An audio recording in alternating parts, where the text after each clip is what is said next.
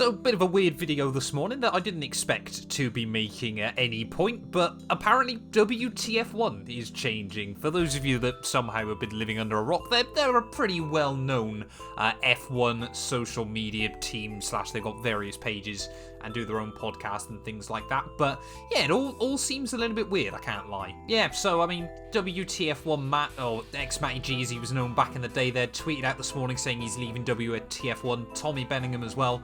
So the actual co-founder, or founder even, of the site and all, it's come up with his new project loading. Now, these guys are pretty smart, let's be fair. You know, they've been able to build an incredibly successful, sort of Formula One brand and things like that over the last few years. You know, they've kind of ridden the wave that surrounds Formula One as well. I'll be honest, it's never really been my cup of tea, a lot of what they've done. But, you know, it's not really for me as, someone who's kind of doing their own thing as well.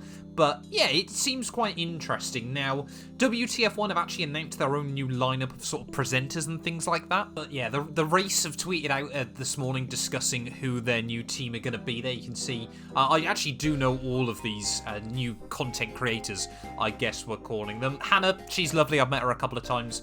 We've met at F1 Arcade. Dre, he probably doesn't remember, but I did meet him once a very, very long time ago, and I'm a big fan of a lot of his work. Then we've also got Jack Nichols, of course, presented Formula E for BBC, has been big in sim racing for many, many years. always been a big fan of him. Kieran, I honestly don't know a lot about. I think I've seen him on TikTok a couple of times. But, it'd be interesting to see sort of how he gets on. And then Charlie as well, I've interacted with him a few times on Twitter, but nothing in particular. But yeah, it's actually quite interesting as well. I've never realised that the race owned WTF1 up to now. It does kind of make sense. Sadly, when you try and click on the article, at least for me, every time they seem to be having host errors on their end. So that's not really reassuring either.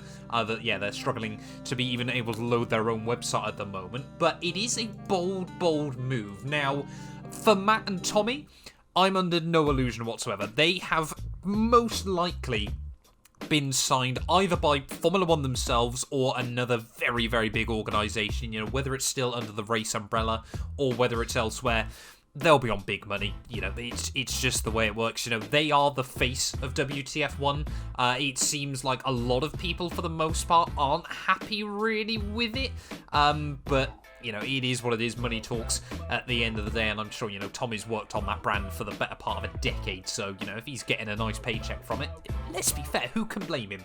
Going to be interesting to see what happens to WTF1 over the next couple of years then, sort of how it's going to cope with new people in place of these guys. Of course, some people are referencing it to being like Top Gear when Jeremy Clarkson, Hammond and May left, but yeah, we'll wait and see how it goes, whether they're going to be able to sort of rebrand it or whether they're going to try and stick with whatever they're doing. But yeah, will be interesting to see as well, of course, what these two are going to be doing in the future as well. But whether, like I said, that's going to be Formula One have bought them and, they're going to be presenting for Formula One. I think F1 is still trying to branch out more and more, and WTF1 have clearly found a formula that works, and, maybe Formula One want to buy into that. I think slowly we're starting to see Formula One trying to embrace this side of content creation as well, from people that aren't just in-house for them at the moment.